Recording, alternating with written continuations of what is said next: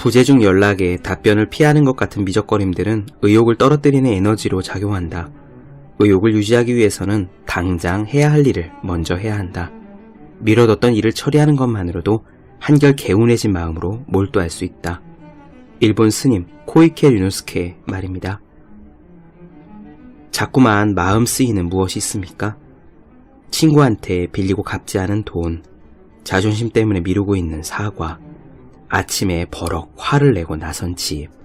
마음 쓰이는 무엇이 있는 동안에는 온전히 공부가 되지 않습니다.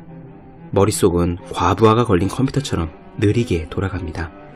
그 상태로 앉아 있어봐야 바보 같은 짓입니다. 버퍼링 걸린 동영상을 보고 있는 거나 마찬가지입니다. 둘 중 한 가지만 하십시오. 깨끗이 잊고 공부하든가 마음 쓰이는 일을 처리하든가. 어느 쪽도 택하지 않고 엉거주춤하게 있는 동안 여러분의 인격은 슬슬 무뎌집니다. 그런 습관이 쌓여서 여러분은 둔하고 멍하고 결단력 없는 사람이 되어갑니다. 그렇게 하는 공부는 공부가 아닙니다. 잊을 수 없거든 당장 마음 쓰이는 그 일부터 처리하시기 바랍니다. 그리고 가벼운 마음으로 다시 공부를 시작하는 겁니다. 365 공부 비타민 마음 쓰이는 일부터 처리하라의 한 대목으로 시작합니다.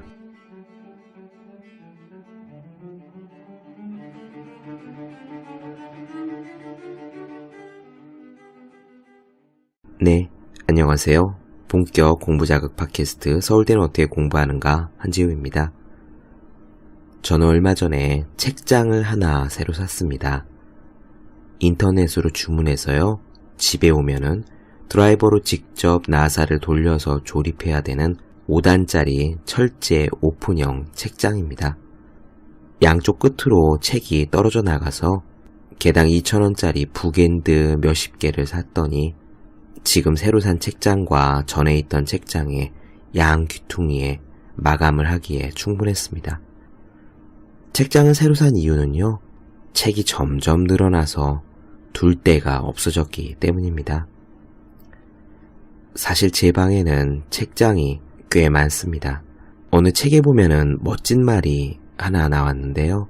책장은 벽을 먹는 벌레다 라는 표현이었던 것 같아요.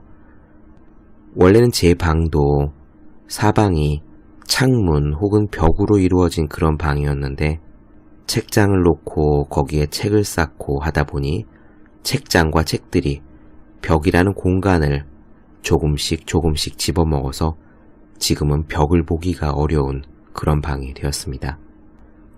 원래 있던 책장은 5개예요.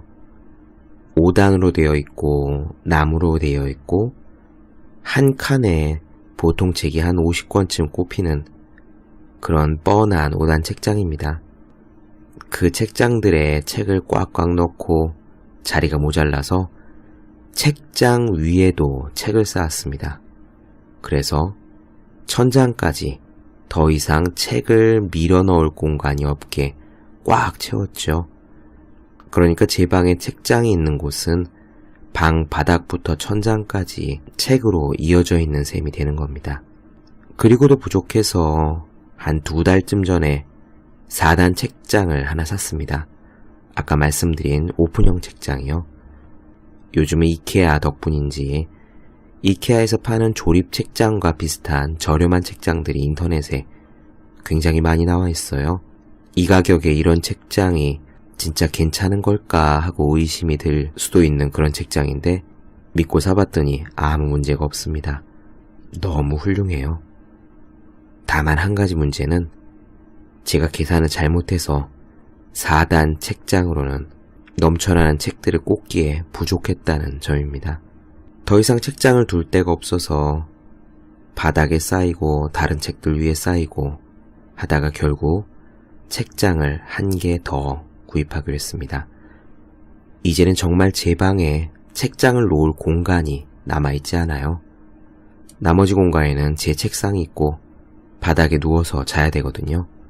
옛날부터 책을 좋아했고 책 냄새도 좋아했고 헌책방에 틈틈이 둘러서 책을 한 권씩 2권씩 구해오는 것을 좋아했는데 이상하게 나이가 들수록 책이 늘어나는 속도가 점점 빨라지고 있습니다. 책들이 마치 자가 번식하는 곰팡이들 같아요.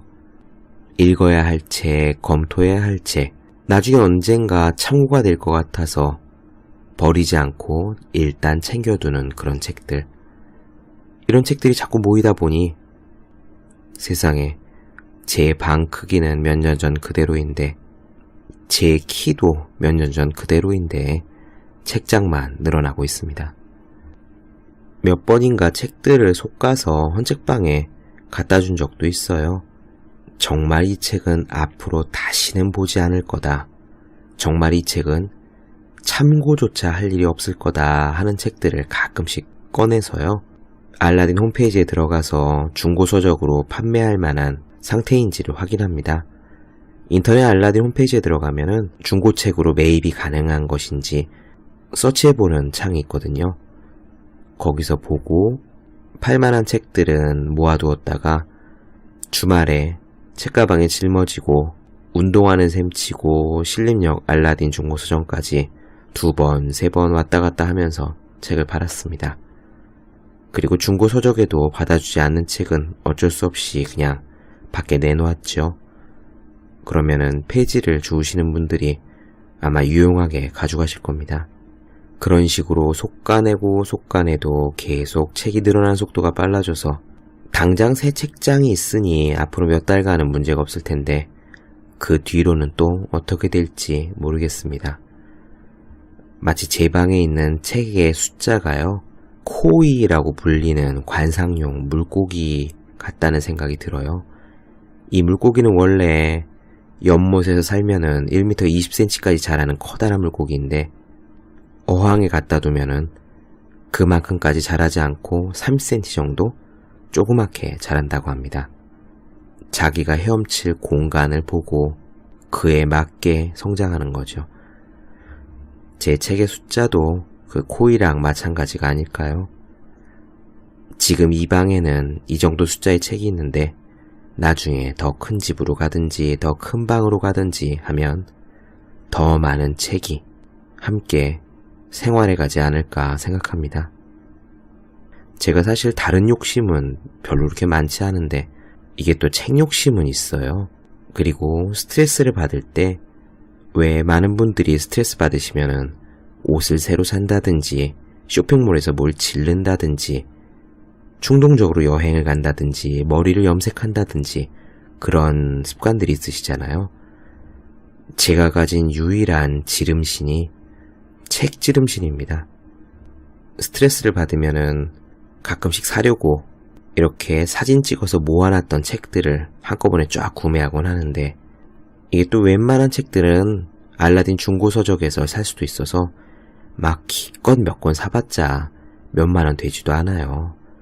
그냥 치맥 한 번 할 만한 정도, 그 정도 돈인데 그렇게 저는 소소하게 책 지름신으로 스트레스를 풀곤 합니다. 그래서요, 사실 다른 지름신들은 어쩐지 모르지만 중고책 지름신은 아주 괜찮은 분이 아닌가. 별로 큰 돈을 들이지 않고도 책이라는 좋은 물건을 가질 수 있고 스트레스를 일거에 해소할 수 있으니 괜찮은 게 아닌가 하고 혼자서 생각합니다. 동의해 주실 분이 있으실지는 모르겠지만요. 아무튼 그렇게 책과 책장의 관계, 내 방에서 과연 얼마만큼의 책이 앞으로 생존해 갈 수 있을까를 생각하다가 문득 예전에 읽었던 책, 장서의 즐거움이라는 책이 생각났습니다. 일본 사람 오카자키 다케시라는 분이 지은 책인데요. 이 책을 저는 선물로 받았는데 무척 재밌게 읽었어요. 책이 아주 많아서 골칫덩이인 사람들의 이야기입니다. 아까 제가 제목을 잘못 말씀드렸네요. 장서의 즐거움이 아니라 장서의 괴로움입니다. 책 때문에 괴로워하는 분들은 도대체 얼마나 많은 책들을 가지고 있을까요? 그리고 책이 정말 많으면 어떤 일이 일어날 수 있을까요? 책이 정말 많은 사람들, 이 장서의 괴로움을 통해서 와, 세상에 이런 사람도 있나 싶은 그런 분들의 이야기 지금 짤막하게 읽어드리겠습니다. 바닥을 뚫은 남자 사건. 10년 전쯤 어떤 사건이 있었다. 도쿄 내 목조 건물 2층에 살던 남자가 방에 잡지를 대량으로 쌓아두었다가 바닥에 구멍을 내버렸다. 뉴스에도 나왔으니 기억하는 분도 있겠다. 자유자재로 벽을 오가는 남자를 그린 마르셀 에메의 벽으로 드나드는 남자가 있다면 이 사람은 바닥을 뚫은 남자인 셈이다. 당시 남자는 56살로 지금의 내 나이다. 남의 일이 아니다. 그는 잡지 더미와 함께 바닥을 뚫고 1층으로 낙하했다. 하지만 크게 다친 데 없이 2시간 만에 무사히 구출됐다. 재난을 당한 이는 1층에 살던 노인이다. 설마하니 천장에서 책과 사람이 떨어져 내리라고는 생각할 수 있었을까? 마침 노인은 사건이 일어나기 전부터 천장, 그러니까 2층 바닥에 이상이 있음을 감지하고 가까운 경찰서에 상담하러 가 있었기에 위기를 모면할 수 있었다. 아마도 천장이 삐걱삐걱 하는 소리라도 내면서 당장이라도 떨어져 내릴 듯 했으리라. 정말 무서운 일이다. 사건을 보도한 주간지에 2층에서 떨어진 수많은 잡지가 어지러이 널브러진 노인의 방 사진이 실렸다. 바닥을 뚫은 남자도 어지간히 모았구나 라고 생각했다. 다만 이 남자는 장서가나 수집가라기보다 그저 게으름뱅이였던 것 같다. 보통 사람에게 이 사건은 술안주 삼아 떠들기 좋은 화제거리였겠지만 나는 그냥 웃어넘길 수가 없었다. 나뿐만이 아니었다.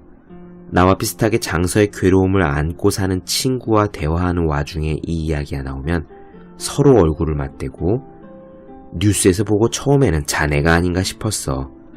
무슨 소리야, 그건 내가 할 소린데 하며 서로 쓴웃음을 짓곤 했다. 일본 문학사에서 압도적인 장서량을 자랑하는 작가는 2010년에 작고한 이노우에 히사시다. 생전에 그는 고향 야마가타현 가와니시의 장서를 기증했고 그의 호를 딴 도서관 지필당 문고가 지어졌다.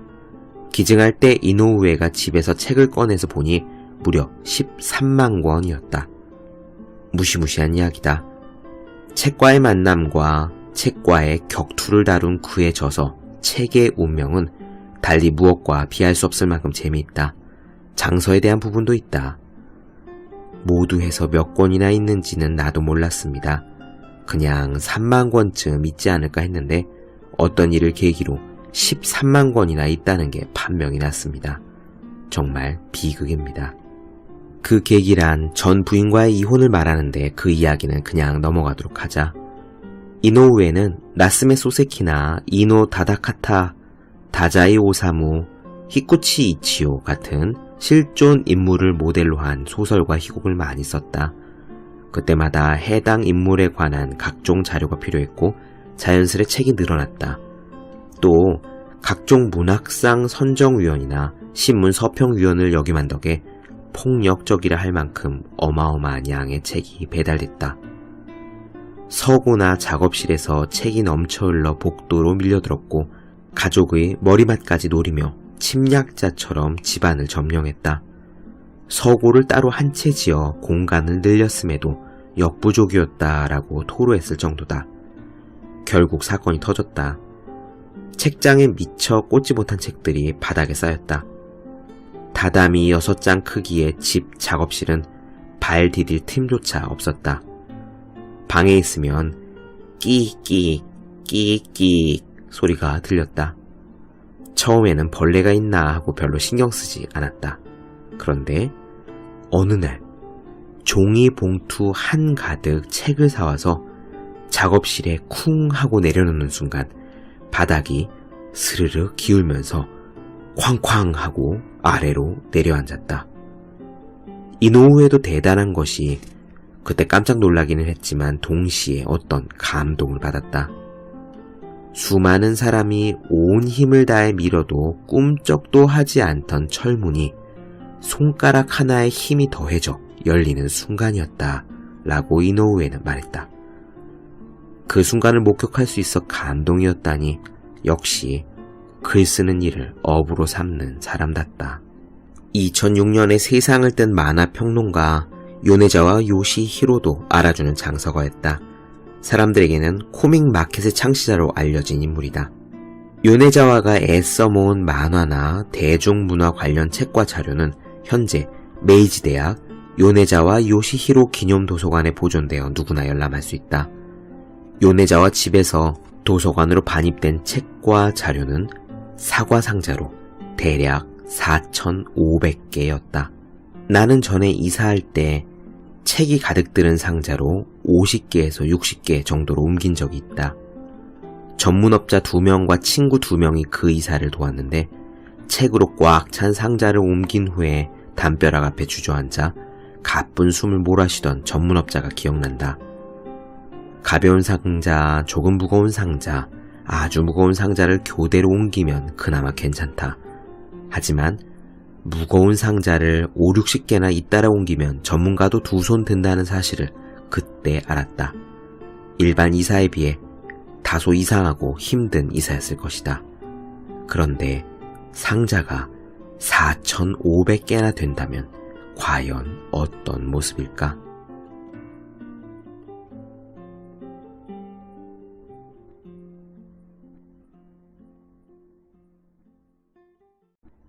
네, 상자가 4,500개나 책으로 가득 차 있다니 상상도 가지 않습니다.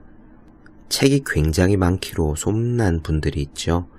얼마 전에 작고한 장미의 이름에 움베르토 에코도 서고의 책이 어마어마하게 많다고 알고 있습니다. 제가 전에 신문기사를 볼 때 2만 권이 있다 했나 6만 권이 있다 했나 그렇게 봤던 기억이 나네요. 사실 2만 권이나 6만 권이나 지금의 저로서는 그게 얼마한 양이 될지 상상하기 힘든 정도의 책입니다. 저는 가끔씩 네이버에서 나오는 지식인의 서재를 보는데요. 거기에 보면 역시 네로라 하는 독서가들이 인터뷰한 내용들이라 서고에 대한 이야기가 많이 나옵니다. 집이 책으로 가득 찬 분도 있고 이름이 기억나지 않는 어떤 교수님은 서울에 오피스텔을 구해서 그 오피스텔을 그냥 아예 개인 서고로 쓰시는 것 같기도 했습니다.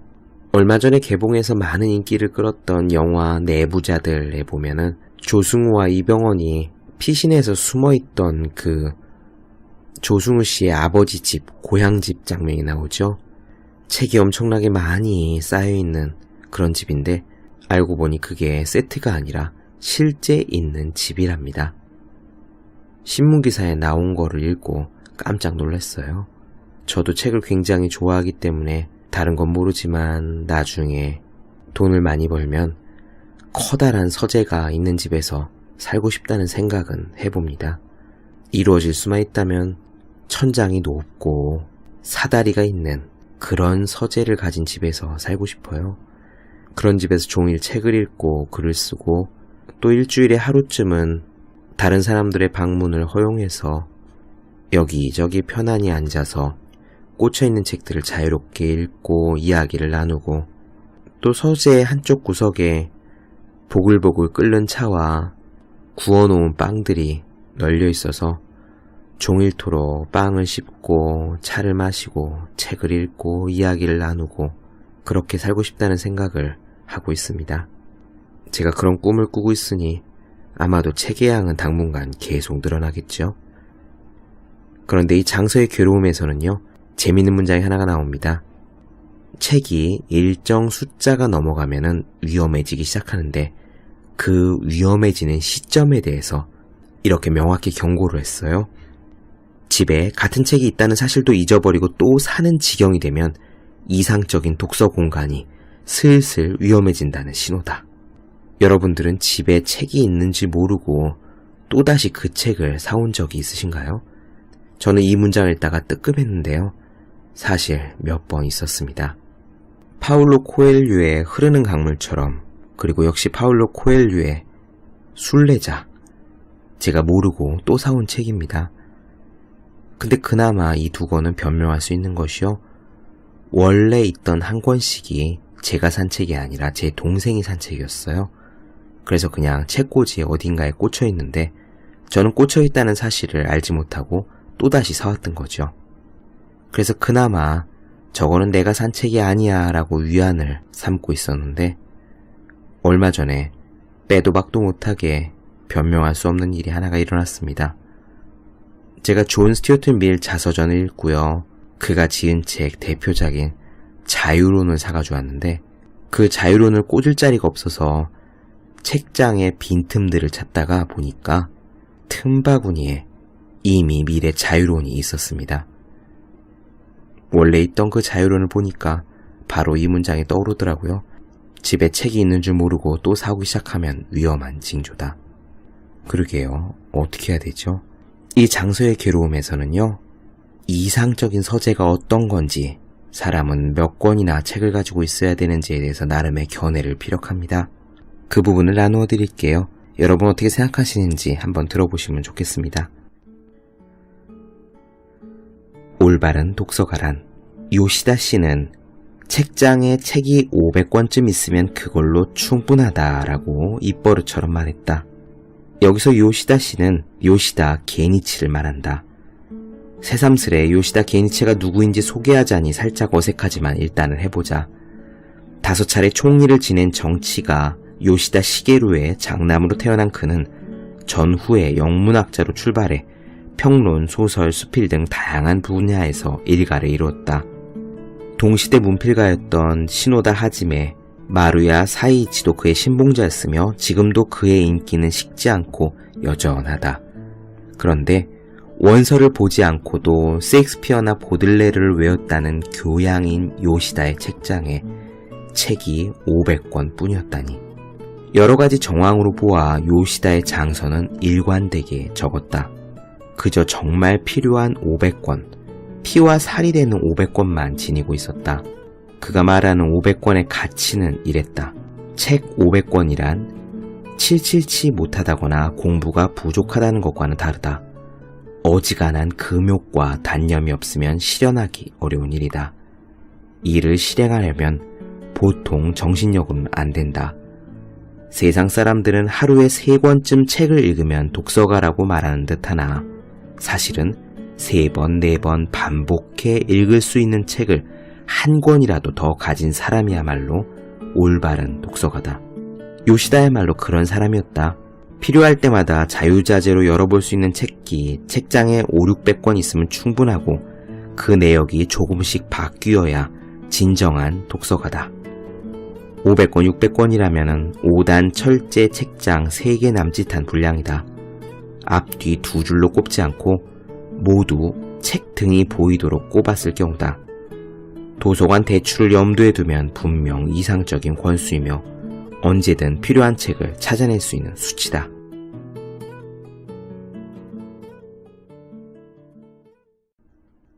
네, 책장 3개쯤 있는 공간, 그리고 모든 책들이 정말 보석처럼 알짜배기여서 3번씩, 4번씩 되풀이해 반복해 읽어야 되는 그런 책장을 가진 사람. 분명 고수는 고수일 텐데 저는 아직 당장 실천하기가 굉장히 어렵습니다. 글을 쓰든 강의를 준비하든 어떤 말을 하든요. 그냥 멍하니 있는 상태에 떠올린 게 아니라 제 책장에 있는 책들을 하나하나 살펴봐야지 이 책 안에 이런 내용이 있었지 맞다 라는 생각을 해야지 그걸 토대로 이어서 나가서 어떤 글이든 강의든 준비를 할 수가 있거든요. 책이라는 거는 2번, 3번 읽지 않더라도 그 안에 있는 내용을 기억해낼 수 있는 어떤 실마리, 그런 작용을 하는 것 같습니다. 손으로 잡을 수 있는 두툼한 책을 직접 보아야지 그 안에 있던 내용을 저는 기억할 수가 있더라고요. 제 머리가 이런 식으로 돌아가면은 앞으로도 책을 계속 사서 그 양이 늘려가야 될 텐데 아무튼 지금 방으로는 큰일입니다. 예전에 보았던 인상적인 교수님 한 분 잠깐 말씀드리고 책장에 대한 이야기, 오늘 장서의 괴로움을 마치겠습니다. 서울대 종교학과에 금장태 교수님이 계셨어요. 지금 아마 퇴임하셨을 텐데 예전에 신문기사를 읽다가 정말 감동을 받았습니다. 이분은 한국 유학의 최고 전문가로서 통일 신라시대부터 현대에 이어지는 유학의 항맥을 잇고 있다라는 평가를 받으시는 그런 훌륭한 교수님이라는데 서울대에서 처음 제정했던 학술상도 받으신 그런 분이십니다. 더욱 놀라운 거는요, 이분이 무려 15년 동안 뇌종양을 앓으시면서도 수술을 거부하시고 계속 공부를 하셨다고 해요. 수술 가능성을 타진해 보았더니 완치될 수도 있지만 자칫 잘못되면 머리를 건드려 다시 공부를 하기 어려운 상태가 될 수도 있었다고 합니다. 그래서 수술을 받지 않고 뇌종양이 더 자라지는 않는지만 체크하시면서 무려 15년 동안이나 문자 그대로 목숨 건 공부를 해오셨다고 해요. 이분이 몇 년 전에 인터뷰한 글이 있었는데 거기에 인상 깊은 장면이 나왔습니다. 기자가 교수님 연구실에 들어갔더니요, 작은 연구실이 놀랍게도 거의 텅 비어 있었답니다. 허름한 책상 2개와 조그만 탁자 하나, 그리고 책장에는 책이 거의 없었고요. 허름한 책상 위에 책이 딱 한 권 놓여 있었답니다. 정약용이 지은 여유당 전서였다고 해요.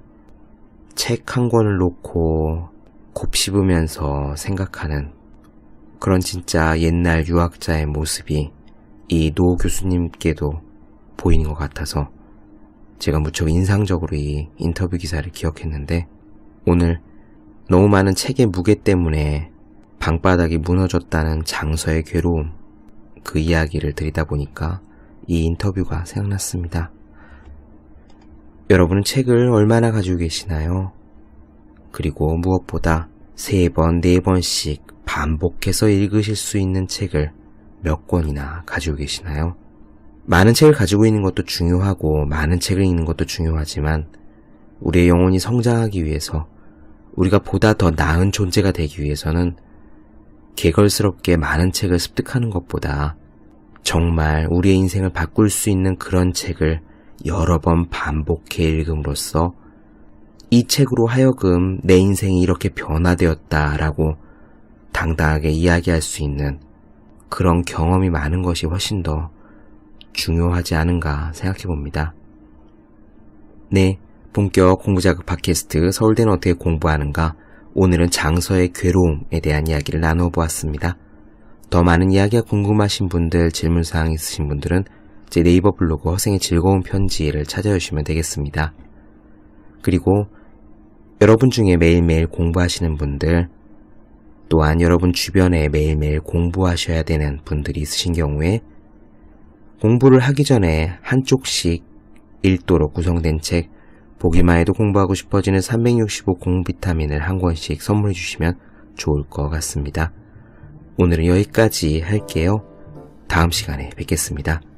여러분 모두 열심히 공부하십시오. 저도 열심히 하겠습니다.